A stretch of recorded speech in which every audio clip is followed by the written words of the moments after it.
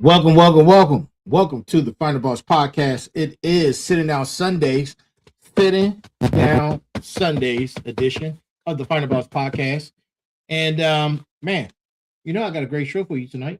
I have a great show for you tonight, man. You know what? Before we get started, let's say a great thank you to all of you who already have purchased Go Time 2, All Aboard the Fire Up Train, right? Everyone that purchased Go Time 2, All Aboard the Fire Up Train, my new book, it dropped later on this week. I'm sorry. It dropped on Thursday. If you hadn't gotten, go get it. The link is below. The link is below, man. Make sure. Peace.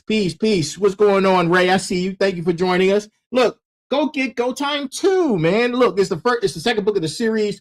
Please go get it. Man, you won't be disappointed. I'm telling you, you will not be disappointed. Make sure if you haven't already, get Go Time 1 while you're at it, right? Get both of them, man. Get both books while you are at it. And then you will not be disappointed. I guarantee it. I guarantee you won't be disappointed, right?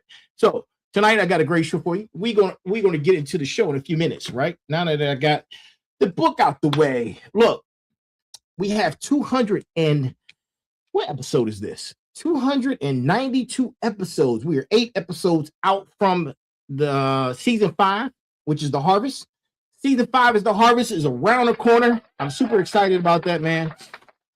It'll be here before you know it. It'll be here before you know it. Of course, I'll probably take a week or two break before we get established back into the new season, because that's what I like to do, man. We like to break the monotony and to get things back rolling. But season 5, the harvest is around the corner, and I am excited about it, man. Look, you have no idea, right? A lot of big things are coming. Lots, plural, of big things coming. So season 5, the harvest. Go Time 2 just dropped. Later on this year, Go Time 3 would be dropping, right? Then you have the complete trilogy. So make sure you get books 1 and 2, right? Hey, if you want, you have questions, concerns, or if you like to be on the show, shoot us an email at info@thefinalbosspodcast.com. That's info@thefinalbosspodcast.com. This is Sitting Down Sundays. This is season 4, the Rebirth Arc 5 Declaration, episode number 292. Man, we get ready to get into it. What am I missing? Okay, got the book. Let's see. Email. Oh, yes. 292 episodes, and if you need to catch up, go check out our website at www.thefinalbosspodcast.com. That's www.thefinalbosspodcast.com to check out all of our episodes. Hey, Tiny, I see you. Thank you for joining us. Yes, info at the final. No, it's you're missing the podcast part. So it's info at final. Wait a minute. You know what? Let me type it in real quick. Technology, baby. Let me type it in real quick for you. Okay. Right? Too easy. Info. Oh, man. INFO. There we go. Info at thefinalbosspodcast.com. Email. Boom. There it is. Right? There it is. So we get ready to get into it, man. I'm going to go ahead and let's see. What do I need to do? I think I got everything out. So, yes.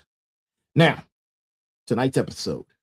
Tonight we're going to be talking about something, right? We continue the conversation of the declaration, because this is a declaration organism. We're closing out the declaration. We had parts 1, part 2 of the declaration, but now we're going to put a little spin on it, right? So this part, we're going to be talking about the room you outgrew that you was declared in, right? Because it's about time for you to start thinking ahead. Let's get rid of the banners. The banners are out of here, right? The room you declared in, you've outgrown. If you haven't, you should have. And that's what we're going to be talking about, right? So I want you to listen to this, right? There's a specific kind of quiet that shows up in the room that you used to feel completely at home in, right? You know what rooms I'm talking about. And And it's the silence from the outside. It's the silence from you, right? You're sitting in the same chair, same people around the same table, right? Same conversations that used to fuel you a week ago or some time ago. And now you're feeling that silence. And somewhere in the middle of it all, without deciding for you to go quiet, you're thinking of it, right? Not because you're upset, not because anything happened, but because the room stopped fitting and your body knew it before your mind caught up, right? You're starting to outgrow that room, right? Nobody prepares you for this part of growth. They prepare you for the resistance you'll face from the people who doubted you. They prepare you for the haters, the critics, the folks who never believed in you the first place, right? And listen, I'm going to tell you, here's the funny part. Personal, right? You know, I got to bring it home. I got to bring it personal. There are people out there that probably bought my book because they wanted to see either how bad it was or if I was even capable. Listen, it happens and I get it. That's why we're here, right?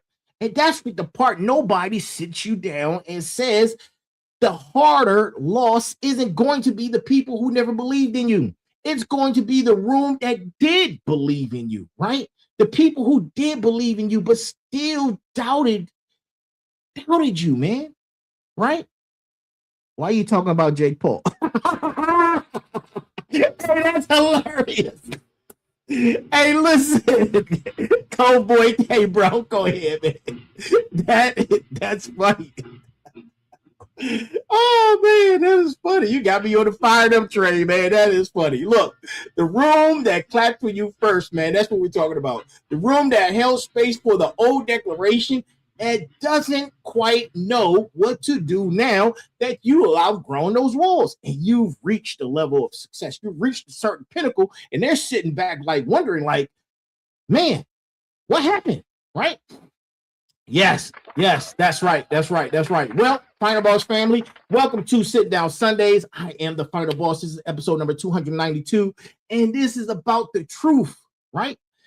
The truth in this arc, and we haven't touched on this yet, right? We've talked this entire season about opening your mouth and declaring what you're becoming. We haven't talked about what happens to the room you were standing in when you said it, right? Because that room doesn't automatically grow with you. Sometimes it can't, sometimes it won't, right? And sometimes the most sovereign thing you'll ever do is walk out of a room that loved the old you. So the new you has somewhere to actually live, right? We're talking about growth, man. We're talking about growth, right? Listen, that's what we're talking about. And this is not a betrayal conversation. This right here is I need you to hear this early conversation, right? Because guilt would try to hijack the entire episode before we even get into the real content. I know. I saw the fight, man. I saw it. It was a good fight. It was a good fight. Kind of, right? And I need you to understand that early, right? The guilt part, right? This is the architecture conversation. Rooms are built to a size. People are built to a season. Growth is not loyalty to a floor plan. Growth is what happens when you stop apologizing for needing more square footage than the room you started in was ever built for, right? Listen, we're 8 episodes out from season 5, The Harvest. And I promise you, this brand is sitting in right now is not the room it's going to be standing in when the door opens to the harvest. It's not going to be the same, right? Some of what got us here is not coming with us. That's not disrespect to the past. That's just what the harvest season actually requires. Now, we're going to really get into it. Let's talk about the rooms you've outgrown and the ones you haven't had the courage to leave yet, right? And I'm not doing this episode from a distance, right? I've stood in that specific quiet room more times than I like admitting. In rooms full of people who love me, watching me own what I say, right? And what I say, I watch those rooms get smaller, so nobody at the table would have to fill the size of what I actually was building. That's a strange thing, really. It really is kind of strange, right? Yes, God is going to save us all, brother. Yes, peace and love. Absolutely. It is a strange thing, right? It's a strange kind of dishonesty. And it kind of looks like kindness from the outside, and it feels like slow suffocation from the inside. If you've ever caught yourself doing that, downgrading your own declaration mid-sentence because you clocked the room and the room wasn't ready for the full version, you already know exactly the feeling of what I'm talking about. That's what we're going to be talking about this whole entire episode. Let's get into it, man. This is the Find the Boss podcast. This is Sitting Down Sundays, man. Listen, man. Listen. Listen. Right? Look.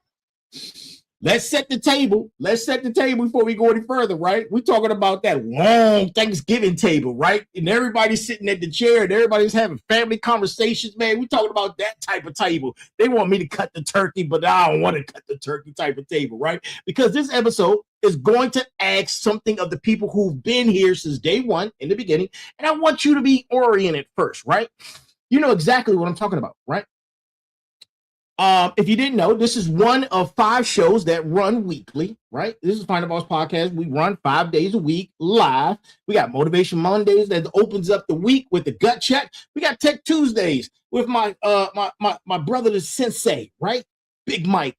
And then where we're tracking the technology, right? Technology and power and actually where everything is going and where it's heading. Then on Merger Wednesdays is my doctoral engine feeding directly to the Merge book series. And then there's special guest Thursdays, which brings voices into the room that aren't mine. And on Sundays, right here, sitting down, is where we slow everything down. There's no guests, there's no co-hosts, and just the two of us, you and I, and whatever needs saying before the week resets, right? Look, I told you earlier, we're in season 4, the Rebirth, Art 5, the Declaration. We're running.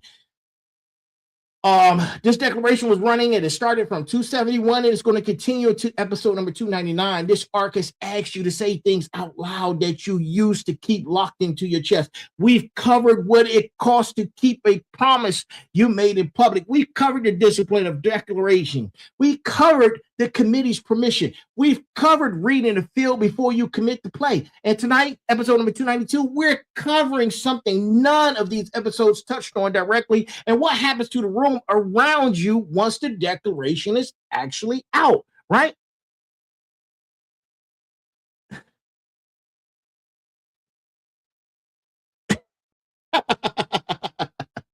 Hey, man, you got jokes, bro. Cold Boy, man. Shout out to Cold Boy, man. He's bringing the jokes tonight, man. Let me tell you. Listen. Here's what nobody's going to tell you, right? Because they hype up moments of declaration, right? The applause you get in the first room is real, right? But the room was built for the version of you that existed the second before you spoke. The moment the words left your mouth, you started growing past the blueprint the room was drawn into, right? And most people don't notice the gap until it's already wide enough to feel like abandonment on one side and suffocation on the other. And tonight we're going to look at the gap directly instead of pretending it isn't there. This is the art that has been, that's never been gentle, right? Never been gentle. And tonight, it isn't going to break that pattern. We're going to keep going, right? We've been going in this art since 271 through the exact moment building your capacity to declare things out loud without waiting for a committee's approval. That work matters and it stands, right? But declaration doesn't exist in a vacuum. It exists inside relationships, inside communities, inside rooms full of people who each have their own relationship to the person you used to be. And tonight we're going to be finishing that thought that we started with in the beginning, right? And we're not going to be undoing it, right? We're not undoing it. Nah, he going to lose that fight, bro. He can't fight me. He going to lose that fight. Trust me, right? But look, before we move into the body of the episode, I want to leave you with something to sit the whole way through. I want you to sit on this.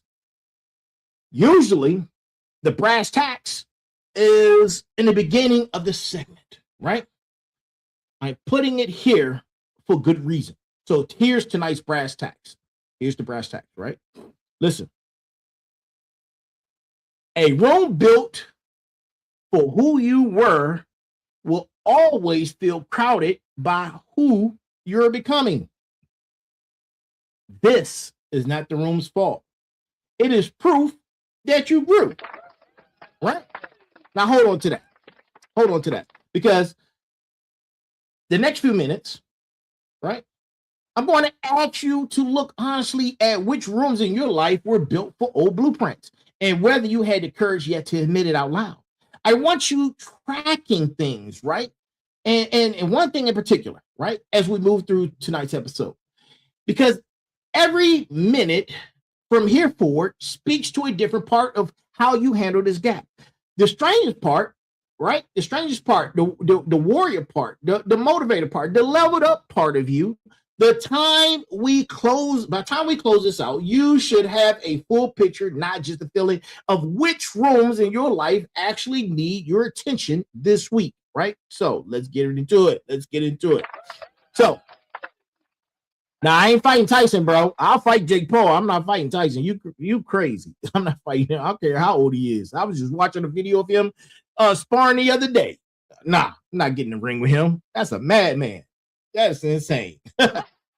Now, let's start with the architecture, because most people skip straight to the emotion and miss the mechanism underneath it, right? To my smarts, my motivators, my warriors, my final bosses, this is for all of you, right? I want you to look at your room, a room, any room, a friend, a group, a family dynamic, a business partnership, a community you built your identity around. Get constructed around a specific version of you, right?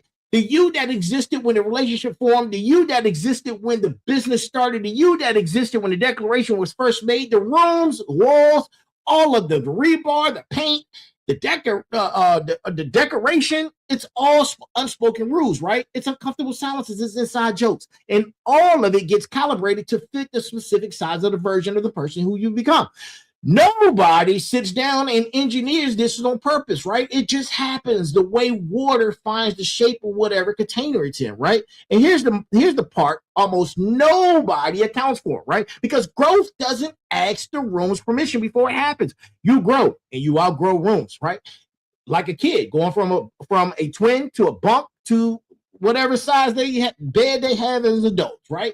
Same thing. You didn't get the memo that says, before expanding, please notify all existing relationships so they can renovate accordingly. Growth just happens in the middle of the night, right? And it happens in the quiet, right? In the discipline moments when nobody sees it, right? In the version of you that shows up to do the work when the room isn't even watching. And then one day you walk back out into the room and that exact same room is something about it feels different. You say to yourself, man, this room was small. I really outgrew this room, right? No, I'm independent to answer your question. I'm independent, right? I don't believe in the binary system. I'm independent. Not because the room changed, because you did. And the room is still built to old blueprints. But I am a 2A guy. Trust and believe. I believe in my 2A. I'm proud. I'm prime service. I served in the military for 17 years. I worked in DOD for 23. So, yeah. But listen, that old blueprint, right? And this is where most people make the mistake that keeps them small for years.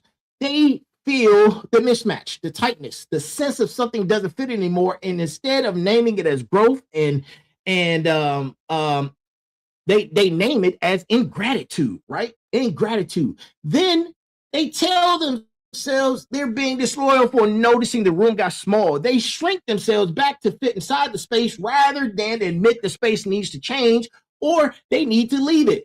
That shrinking feels like humility. It actually is quite the quiet death, I should say, of everything you've been building towards, right? So stop making yourself small. Stop shrinking, right? Stop shrinking, people, right? Look, and I want to be precise about this, right? I want to be precise about what I'm about to say. And look, I'm not telling you every uncomfortable room is a room you should abandon. No, that's not what I'm saying.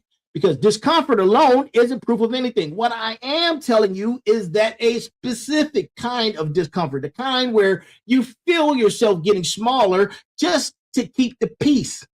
That's the room I'm talking about, right? Where you catch yourself editing your own declarations down to a size that won't even threaten anybody in the room. That specific discomfort is diagnostic. It's telling you the room was built for a version of you that no longer exists. And I want to add one more layer before we continue, right? Because this gets misunderstood constantly, right? Because a room, right? A room being built to an old size does not make the room worthless. And it doesn't make the people in the room wrong who are in it, right? Who are existing in that size, right? A starter apartment, right? A lot of people start with efficiencies, right? Let's talk about efficiencies, right? It's not a bad apartment, right? Because it gives you a roof over your head, right? Because a family of 6 eventually outgrows it, right? It was exactly the right size for exactly the right season when it was just you, when you were just leaving from under your parents' roof and not purchasing, but renting something of your own, right? Listen, the mistake isn't even having lived there, right? It's all growth. The mistake is refusing to move once the family has genuinely outgrown their square footage, right? You can't have, well, some people do, but you should, but they do, right?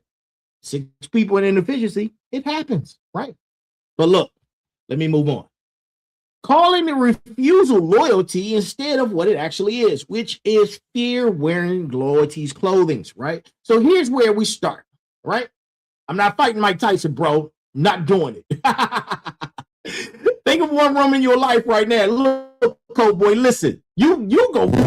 You get in the ring and go fight, right? Think of the room you're in right now in your life, right? And where you've been quietly editing yourself down to keep from outgrowing. Hey, Cole, drop that room in the chat right now, man. Drop that room in the chat. But look, I don't want you to fix it yet. Just drop the name of it. Drop the name of the room, right? Because we're going to name it further on as we continue. So go ahead and drop that name.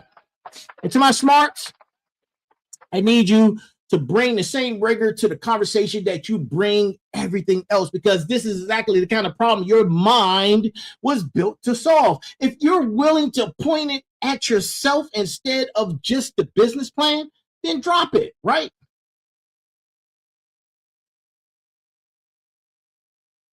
Yeah, just drop it, right? So here's the audit I need you to run, right? Most of you already know how to evaluate whether a strategy still fits current conditions, right? Sit with that. You do it constantly. You do it at work. You do it in your investments. You do it in your planning. You almost never run the same audit on your relationships and your rooms because it feels colder to apply the kind of analysis to people you love. I understand the resistance you're feeling. I'm asking you to override it anyway because avoiding the audit doesn't protect the relationship. It just delays the reckoning and makes it more painful when it finally happens, right? The audit is simple. So pay attention. Listen, right? Even if the answers aren't, pay attention. For every major room in your life, cold boy, listen, I need you to write this down. Ask 3 questions. Does this room still know the current version of me or only the version that existed when the room was built, right? Does this room have capacity to grow alongside what I'm currently building, or is it structurally maxed out as a size I've already passed, right? Think about it. And when I bring my current declaration to the room and I met them with genuine engagement, or is it a kind of polite tolerance that quietly asks me to shrink the topic back down to something smaller and safer, right? Those are the questions, right? And here's where my smarts get stuck. I know you do. I know you do. I've had these conversations with you guys. I know you do, right? And this is when the smarts get stuck, right? Listen, and I need to name it directly, right? You'll run this audit intellectually and get an honest answer, and then you'll talk yourself out of acting on it, because acting on it looks irrational to people who don't have access to the data you're working from. Nobody else can see the growth happening in you the way you can from the outside. Walking away from a room that's been loyal to you for years looks ungrateful, even reckless, right? But from the inside, staying in a room that's structurally incapable of holding what you're becoming is the actual reckless choice. You're just the only one with the information to see it that way, right? Now, look, strategy, right? Strategy without the willingness to act on strategy's conclusion isn't strategy. It's an expensive form of avoidance dressed up in spreadsheets, right? My smarts know how to build the audit. The real test this week is whether you're willing to let the audit answer, the real answer from the audit, cost you a room you're comfortable in, even when nobody around you can see it yet, why the room stopped fitting, right? Okay, got you. All right. Thanks for sharing, right? And one more thing. Look, one more thing for my analytical mind specifically, right? Don't confuse a room that needs updating with a room that needs abandoning. Two different things, right? The audit has to be able to produce both answers if it's honest. Some rooms fail the audit not because they're structurally incapable of growth, but because nobody has ever brought the current data into them, right? You've been running the analysis privately and presenting the old, smaller version of yourself in the room out of habit before you file a room under being maxed out, right? Make sure you've actually tested it with your full current declaration, not the edited version you've been defaulting to for years of pure muscle memory, right? Now, treat this like any other flawed data set, right? Garbage in, garbage out, right? Applies here just as much as it applies anywhere else you run analysis. And if the input has been shrunken, or it's a shrunken version of you, and you've been doing it for years, then the audit's conclusion about the room's capacity is worthless until you correct the input first, right? Now, who got questions? Oh, bro, I don't know the exact year. It was shoot, man. I don't have my Google in front of me, but you know, the information's out there. Google's your friend, right? Let me tell you. I know. Let me tell you, right? Let me show you the rooms I've had to outgrow. Because this is the cost confession. You know, we got to have the cost confession, right? Because I'm not going to ask you to do something on this show, because I never do. This is the Fighter Boss podcast, and I never ask you guys to do something that I'm not willing to do myself, right? Or I haven't already done myself more than once at a real cost, right? So, you know, I spent the amount of time I did at an agency that I outgrew, and I built a room around that, and it became safe. A whole professional identity, a rhythm, a network of people who knew exactly who I was inside that structure, right? I was a branch chief, right? And that wasn't just a title to be thrown around. I've been in those rooms. I was in the room, right? And it was there for over 2 decades. And it had its own language. It had its own culture. It had its own version of me that everyone in it recognized instantly. When I walked away, right, I wasn't just leaving. I was leaving a room that had taken 2 decades of my time to build, full of people who genuinely knew and respected a version of me that existed inside those very walls.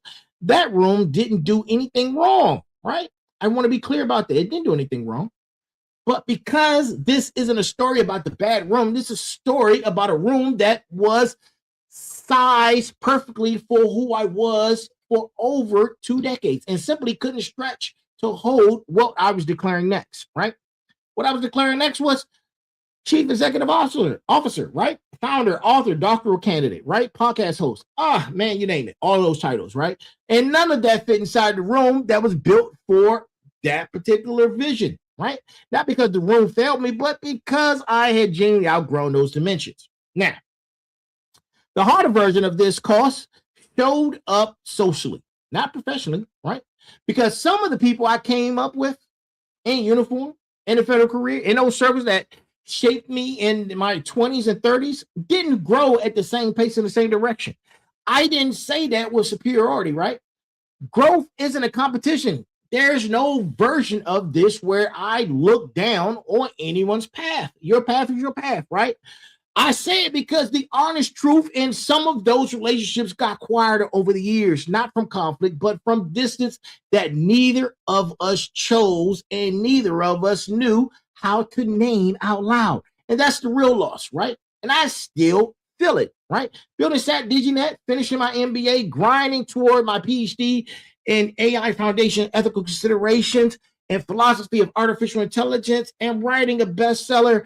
None of that happened without leaving some rooms behind that I actually and genuinely valued. And here's the confession. I still catch myself shrinking a declaration down when I'm back in an old room, an old friend group, a family gathering, out of some instinct to not make anyone feel like I think I'm bigger than the room right now. That instinct is honest, is human, right? And it is also exactly the trap the whole episode is warning you about. I'm not exempt from this. I'm just further along and learning to notice it happening in real time. And I do it, and I do it a lot, right? Not, what can I say? I do it, right? I do it. That's the constant thing, right? So I'm admitting it, right? And I add one more layer to the confession because I think it matters more than the resume version of the story. Because earning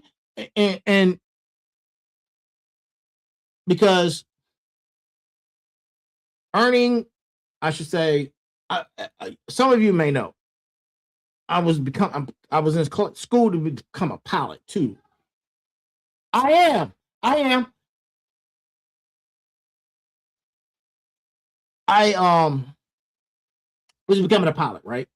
And in the middle of all that, I was doing all these other things, right? And I was in another room that I had to build from, right?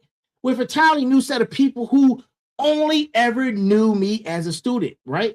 In the cockpit, not as the fighter boss, not as Turbo CDO or any of that stuff, not as combat veteran, right? Or any of those other titles. They didn't even know I was in school trying to finish my master. They didn't know any of that stuff, right? But that room forced humility back into my life at a point where it would have been easy to stop being a beginner of anything. Every room you build fresh at whatever stage of life keeps you honest about how much you still don't know. So let's practice humility, right? Let's practice humility, right? So to my fighter bosses, here's a picture you already understand from the games that gave the podcast its name anyway, right? Every player starts in a starter's guild, right? I'm talking gaming now, Cold Boy. I know you're a gamer. Let's talk about it, right? Let's talk about it. A starter zone, a starter crew of people fighting at roughly the same level, right? Like GTA fans, all you guys, you know all about that, right? GTA 6 is about to drop, supposedly, right? That guild essentially is early. You learn mechanics together, you grind together, you celebrate the first real wins together, and there's a bond in this shared beginning that nothing else quite replicates it. To my Destiny fans, man, my heart goes out to you guys. I am part of the Destiny family, and look, I've been playing Destiny for years, and I'm sad to see it go, man. But hey, this is what it is. This is business, right? But every guild has a level range is actually built for. And if you keep leveling while your starter guild plateaus, a gap opens that no amount of loyalty closes on its own, right? And here's what the game doesn't warn you about, and life definitely doesn't either, right? You see the similarities, the metaphor, right? The moment you outlevel your starting guild is at a moment where the guild did anything wrong. It didn't do anything wrong. They're still fighting the content that used to be hard for both of you. You're the one who kept grinding past it. And now every raid you queue for is scaled to a difficulty that you can't survive. And every raid that they queue for is trivial content that no longer teaches you anything. You're technically still in the same guild tag.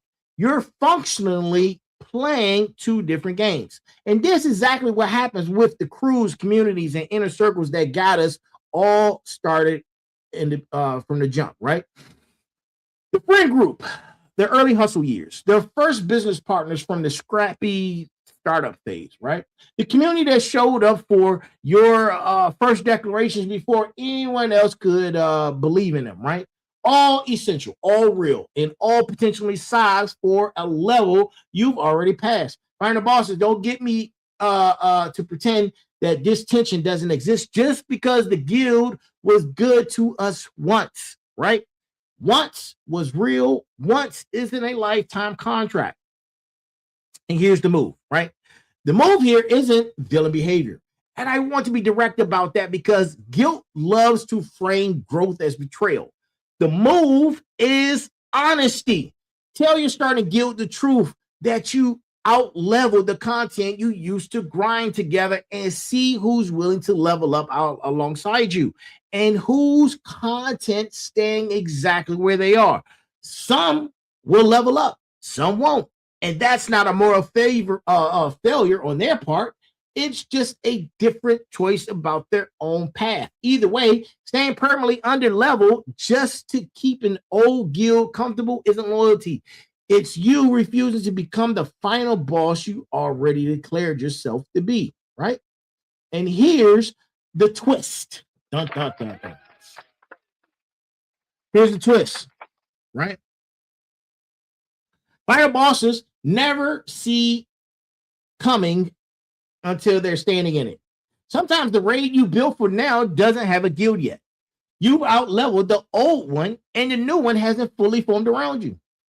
That in-between stretch feels like failure, like you made a mistake leveling or leaving the comfort of your old crew for nothing. It isn't nothing. It's the exact gap every player who's ever leveled past their starting zone has had to cross along the way before the next guild found them. Don't mistake that gap for proof you should have left.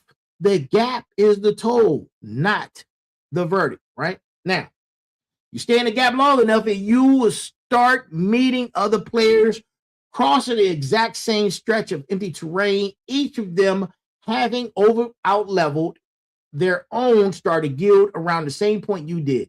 That's actually where the next formation actually gets built, right? Not inside a guild that was already assembled and waiting, but out of people who all left something behind at roughly the same time for roughly the same reason, right? Oh, you play Roblox? Okay. All right. Yep, that's it, man. You hit it on the nose. That's exactly what I'm talking about, right? And I need to draw a hard line before I continue, right? Because this entire episode collapses without this line drawn, right? And I've watched people misuse the idea of outgrowing a room as cover for genuinely cowardly behavior, right? To you cowards out there, we see you. We see what you're doing, right? Outgrowing a room and abandoning a room are not the same act, even though from a distance they can look identical. Outgrowing is what happens when you've done the work and had the honest conversation, giving the room a real chance to stretch and discovered structurally that it can't hold you or to what you've become. Abandoning is what happens when things get hard, uncomfortable, unglamorous, and you dress up your exit as growth because outgrowing it sounds a lot better than I got scared and I left, right? And here's the test I want to use on myself, right? Listen, here's the test. I want you running before you walk out of anything, right? Did you actually give the room the information it needed to grow with you? Or did you just quietly decide it couldn't and left without ever finding out? Most people skip that step entirely. I've played with guys, man, and instead of them wanting to continue, they just quit. Next thing you know, they're playing a new game. They quit, right? It happens, right? That's the cowardly way, man. That's the cowardly way, right? They privately just conclude a relationship or a room has maxed out and they never actually test the conclusion by bringing their real declarations into the room and seeing what happens, right? That's not outgrowing. That's assuming. And then using assumption as permission to disappear. I see it all the time, right? A second test. Are you leaving towards something, right? Or just away from something? Outgrowing has a direction. It's headed somewhere the old room genuinely couldn't take you. Abandoning usually doesn't have a destination. It's just relief at the absence of friction. If you can't name what you've growing into, be suspicious of the story you're telling yourself about why you're leaving, right? And here's why distinction matters so much for my Final Boss family specifically. Because this community, this show, has given people permission to declare bigger things about themselves than they used to allow. That's the whole point of the art. But permission to grow is not the same as permission to bail the moment anything asks something else of you. Some of the rooms you've tempted to leave right now aren't actually too small for you. You just haven't done the harder work of bringing your full self into them yet, right? Test that out before you walk. If the test, or I should say, if you test it honestly and the room still can't hold you, then walk with a clear conscience. But walk because you tested it, not because leaving felt easier than trying, right? And then there's a third test, right? That's worth adding here, right? And this one I use when the first two don't give me a clean answer, right? Would you be willing to explain your exit in full, right? Knife hand. Honest detail to the person you're leaving and stand behind every word of it. If the honest explanation would embarrass you, if it's really about comfort or ease dressed up in the growth language, that's abandonment wearing an outgrowing uniform. If the honest explanation is one you'll be proud to say to their face, direction and all, that's the real thing. And you owe them that conversation before you owe them your absence, right? Now, look, go run all three tests. Run all three tests together, and you'll rarely be confused for long about which category you're actually standing in. The information test, the direction test, and the willingness to explain test. Look, confusion usually means you haven't actually done the test yet. You just felt the discomfort and started building to a story to justify which other direction feels easiest in that moment, right? Yeah, man, add me on YouTube, bro. Find me. I'm the Final Boss. I'm out there, right? Look, and let's speak to my motivators. To my motivators, right? Let me get hyped up, man. You know what? You know what, man? For my motivators, because I love my motivators the way I love my motivators. Look, we're going to pull up the fired up train for my motivators, right? Listen, my motivators, this one specifically for you because your gift for finding the bright side can sometimes talk you out of feeling something you actually need to feel. Outgrowing your room, even when it's genuinely the right move, comes with real grief attached to it, right? I need you to stop skipping past that grief with a quick reframe and positive quote. Everything happens for a reason. Stop that. And you're just making room for what's meant for you. Stop that too. Because sometimes those things are true, but are they true enough as far as they go, right? But if you deploy them too fast, right, on yourself or someone else going through this, you rob the loss of the weight it actually deserves. Growth doesn't cancel grief. It runs directly alongside it. And pretending otherwise doesn't make you more motivated. It just makes you less honest, right? Yeah, you add me, bro. I add you back. That's what we doing here, man. You um um um that yeah, man. Give me a second. I'll post it in a second, right? And here's what I want my motivators to understand about this specific kind of loss, right? It's disenfranchised grief. And that's a term for grief nobody around you validated because on paper, nothing bad has happened. You didn't lose someone to death. You didn't get fired. You made a good, healthy, forward moving decision to grow past the room that couldn't hold you anymore. And you still feel the loss in your chest like somebody died because, in a real sense, something did. The version of the relationship that existed inside that old room is gone, even if the person is still in your life in some other form, right? Now, motivating someone through this moment, including motivating yourself, means naming the grief specifically inside of rushing past it toward the silver lining. Don't tell someone it's for the best as the first thing out your mouth. Tell them this is going to hurt and it's allowed to hurt and it doesn't make the decision wrong. That's motivation with room in it for the truth.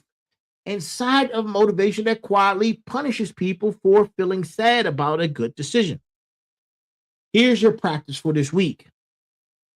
The next time you catch yourself grieving a room you've outgrown, whether it's a friend group, an old fashioned or old version of a business relationship, or a community that couldn't stretch to hold your current declarations, don't motivate yourself out of grief.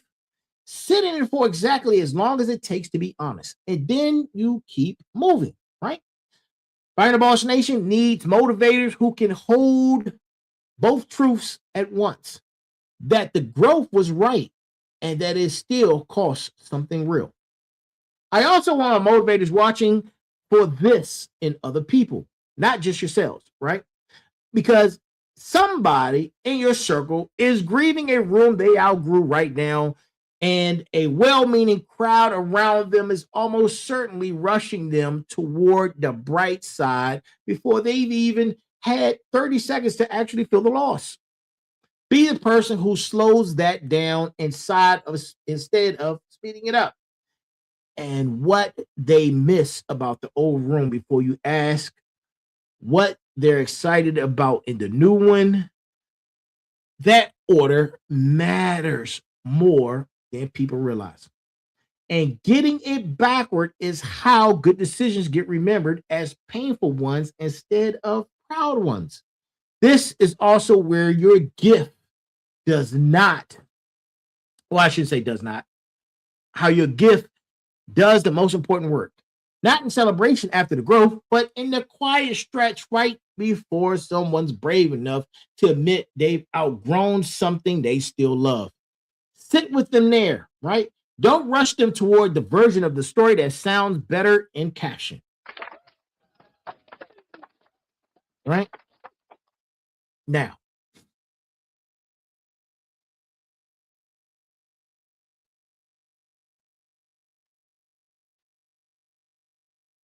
I've spent the majority of this episode talking about outgrowing rooms. And I want to connect it directly to where this entire brand is standing in right now, because this isn't just personal, it's structural, right? We are 8 episodes from the close of this arc 5, right? Arc 5, the declaration. 8 episodes from episode 300, right? 8 episodes from season 5, the harvest, which will be opening its doors very soon. I told you the entire arc, all arc long, that what's coming is not a continuation of what exists right now. It's a genuine transformation. And I haven't told you exactly what that means because some doors only open when you actually reach them, right? What I can tell you tonight directly is this: a harvest cannot be gathered in the same room the seeds were planted in. Different season, different ground, different structure entirely. That means some of what has carried this brand through season 4 is not walking through the door with us in its current form. I'm not talking about you, my Final Boss family. I need to be clear about that part, right? This community is the soil, not the room. The soil is exactly what travels with us at Harvest. I'm talking about formats, structures, and maybe even entire pieces of how this show operates that were seized perfectly for Rebirth and are already showing the same signs of tightness we've spent the entire episode naming. If a structure can't stretch to hold what's coming, it doesn't get dragged forward out of nostalgia. It gets thanked and it gets left in the season that built it, right? And I know some of you are going to feel the shift when it happens. The same way I felt every room I've had to outgrow across the entire episode, right? That discomfort doesn't mean something went wrong. It means the harvest is actually real, and the real harvest always requires you to leave the smaller structure of the planning season behind. If nothing about season 5 makes you the slightest bit uneasy, that's usually a sign the season isn't actually big enough to be worth calling a harvest in the first place, right? And here's what I need from you between now and episode 300. Start doing your own version of tonight's audit, right? Which rooms in your life are already showing the tightness we've talked about this entire episode? Which formations were built for a mission that's already complete? You don't have to act on it all right away before episode 300. But I need you walking into the harvest with your eyes open instead of surprised when the ground underneath this ground, maybe underneath your own life, turns out to be different than the ground you planted it in, right? And I want to say one more thing about the word harvest and harvest itself, right? Because I chose it deliberately for season 5. And tonight is the first time I've explained why in much detail. A harvest doesn't happen in the same field the seed was planted in by accident. It happens there because there's where the growing occurred. But when the harvest is actually gathered, the field looks nothing like it did on the planting day. The fence lines change, the equipment changes. Sometimes the entire layout of the farm changes to handle the yield of a good season that that was actually produced, right? If season 5 doesn't require some real structural change from all of us, it was never a harvest worth having in the first place, right? Now, let's bring the communities back together for the close, right? Because outgrowing a room takes all 4 pillars working at once, not just one of them operating alone, right? So my smarts, run the audit and tell the truth about what data actually shows. My motivators, name the grief instead of skipping past it toward premature positivity. My warriors, assess the terrain honestly and build the next formation instead of forcing the old one into new ground. And my vital bosses, accept the out leveling at a starting guild is portrayal. It's just what leveling up actually looks like from the inside. Miss any one of these and the process breaks. Audit without warrior courage just produces a list of rooms you privately resent but never actually leave. Warrior courage without motivated grief produces a cold transactional exit that hurts people unnecessarily. You need all 4 together inside the same decision, right? Now think about the room you named back earlier when we was first talking about this, right? The one where you've been quietly shrinking your own declarations to keep from disturbing anybody. Run it through 4 lenses right now. What does the strategist in you need to honestly audit about whether this room can actually stretch? What does the motivator in you need to grieve instead of bypass, whether you stay or go, right? Then what does the warrior in you need to assess about the current terrain versus the terrain this room was built for? What does the final boss in you need to accept about having out-leveled content that used to be hard for both of you, right? And I'll tell you honestly, which of these four is hardest for me personally, right? I'm gonna say it right now, live, right here on this mic, in this chair, right? It's the motivator lens, right? That's why I fired up the fired up train. My instinct, once I've made a decision, is to move, execute, and to not look back. And that instinct has cost me something of the grieving I should have actually sat inside before charging it to the next chapter and moving on. I'm working on that specifically this season, right? We're on this journey together. Nobody's perfect. We're all works in progress, right? Slowing down enough to feel the loss of a room even after I've already correctly decided to leave it. Knowing your weakest lens isn't weakness. Pretending you don't have one is. We all have weaknesses, right? Stop pretending that you don't. And here's your homework heading toward the close of this episode. I need you to pick one room you named from earlier, right? And don't announce anything to anybody. Just run the 4-lens audit honestly, on paper or in your head, however you choose, and get clear on what it's actually telling you. That clarity, not a dramatic exit, right? Not a public announcement, is the real work this episode was built on to start with from the beginning, right? And one last note before we move on, right?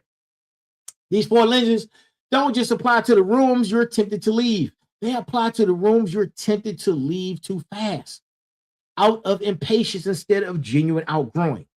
Run the audit honestly, both directions. Some of what feels tight right now might just need one real conversation, one honest declaration brought into the room at full volume before you know for certain whether it can stretch or not.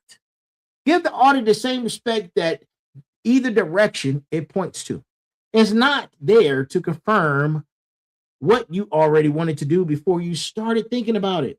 It's there to tell you the truth, even when the truth is that the room was never the problem, your silence was. Hey, Cove, I got you, man. Stick around. I got you. Give me a second. I got you. I haven't forgotten. Let me get through these communities first, man. But I got you. I'm going to take care of you. Look, as we approach closing, give me 5 more minutes, right?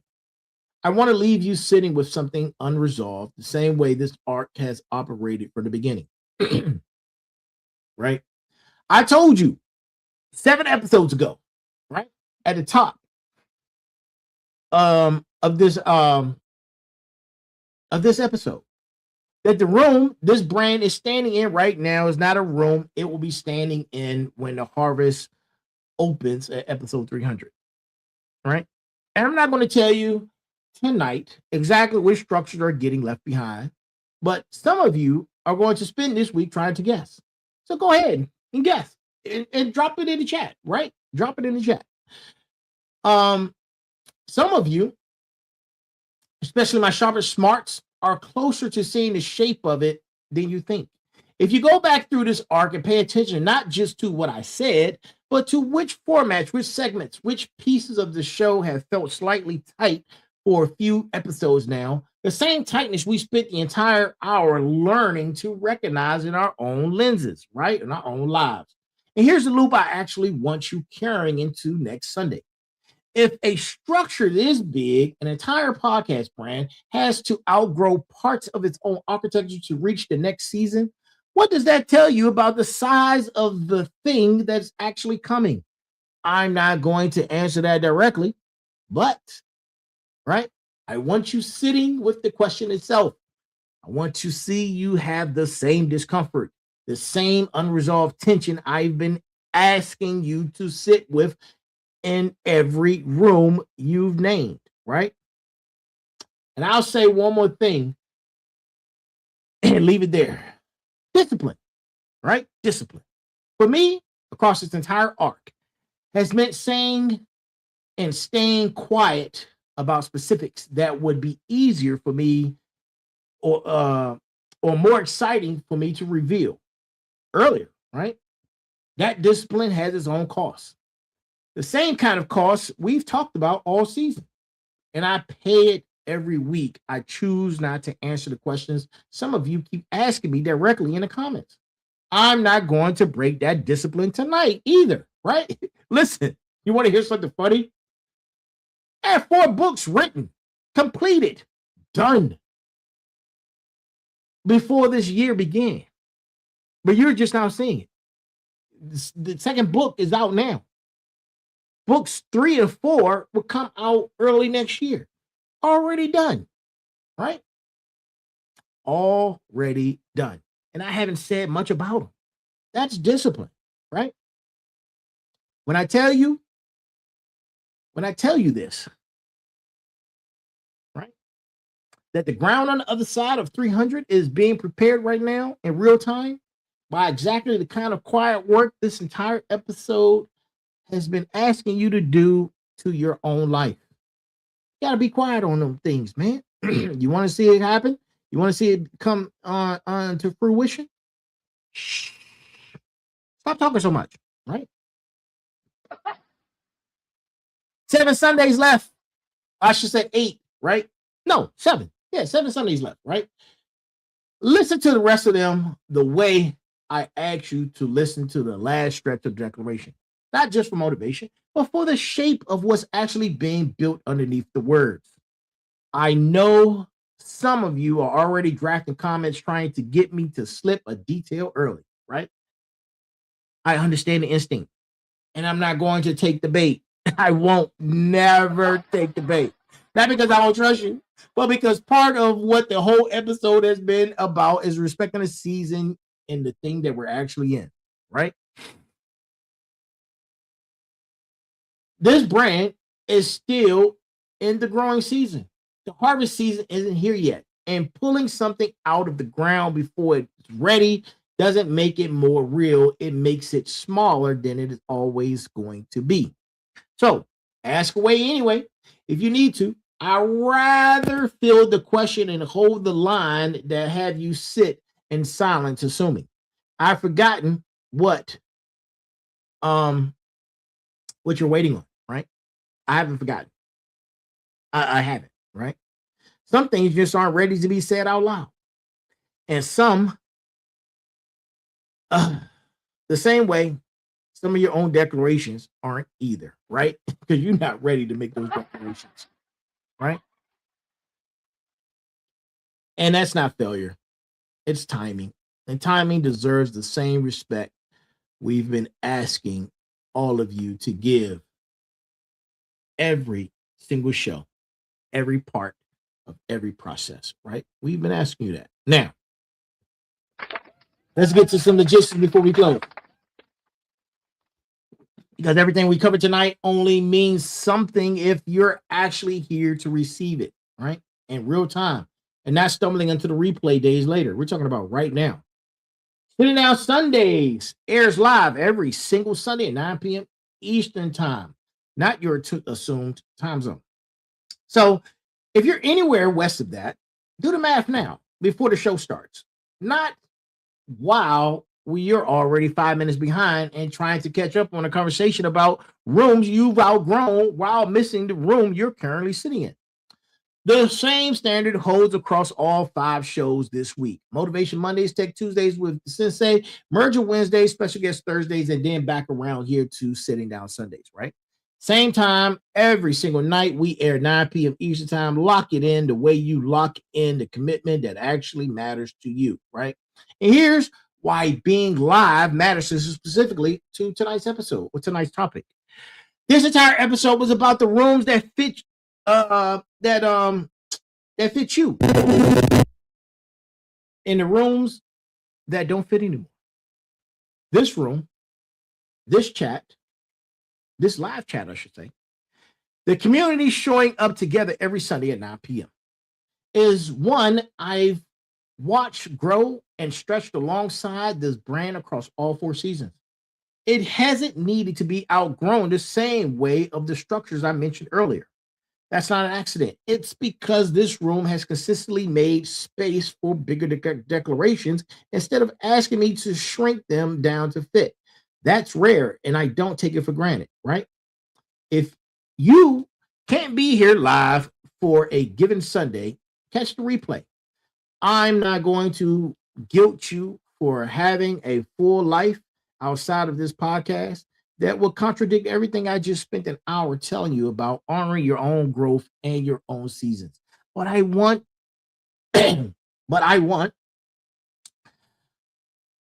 live to be your standard, not your exception, especially heading into these final 7 episodes before season 5 opens its doors.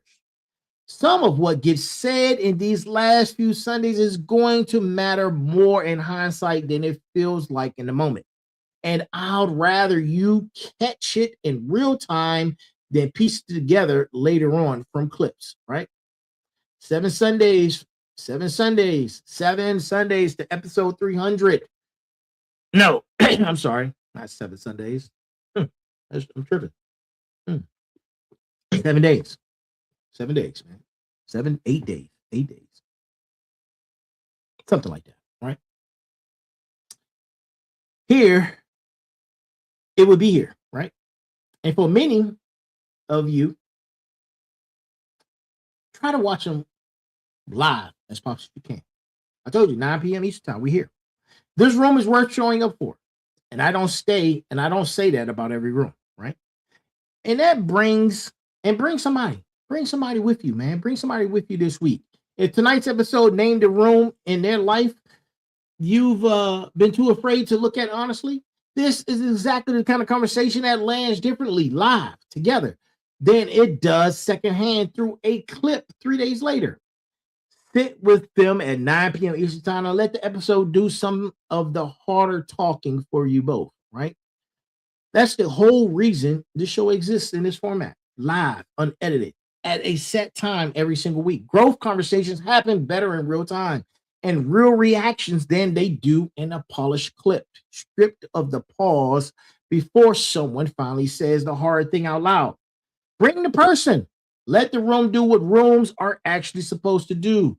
Hold 2 people through something honest in real time, whether either of them having to perform it for a camera afterward, right? Now, let's close.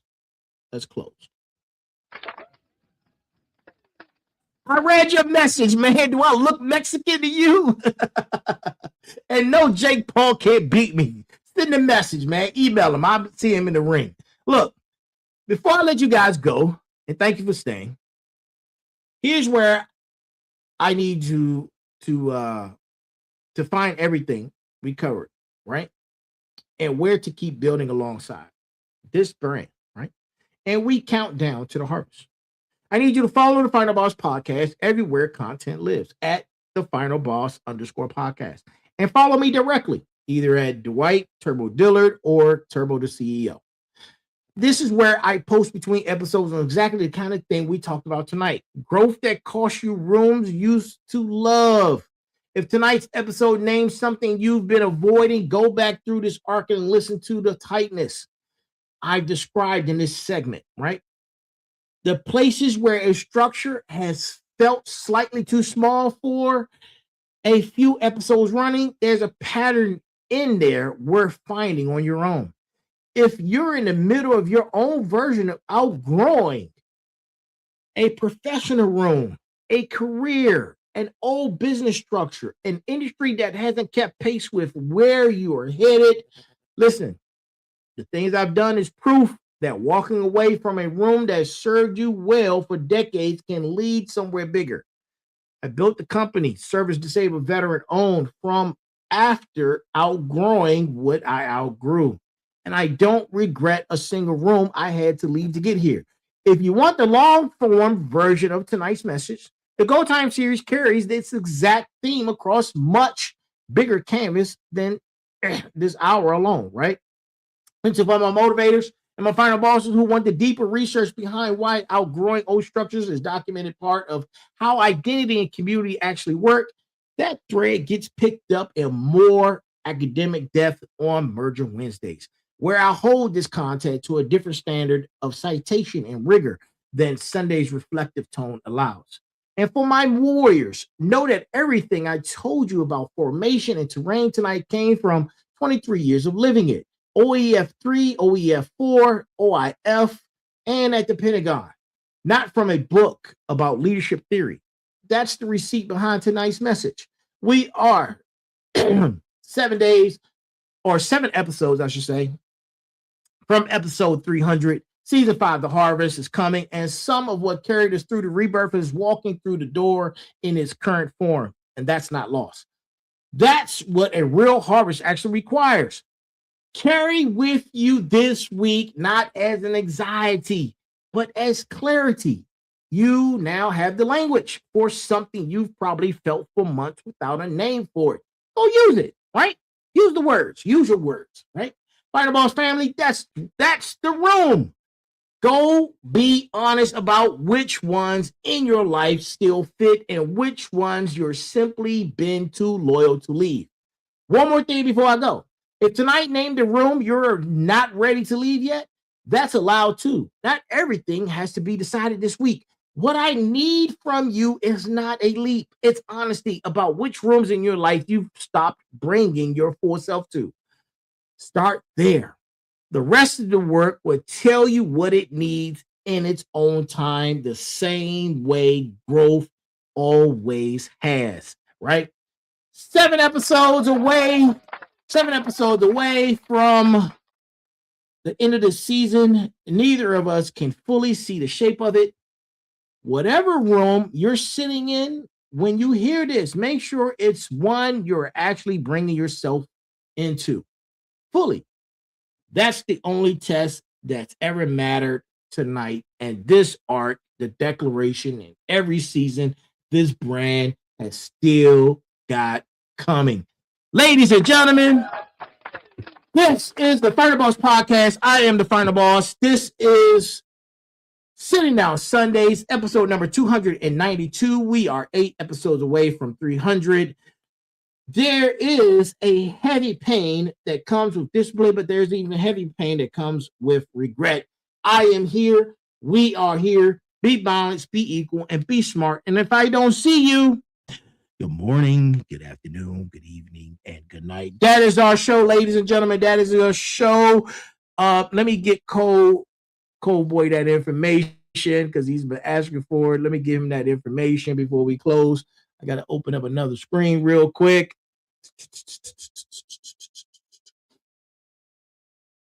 Maybe that was a bad idea. Where's that?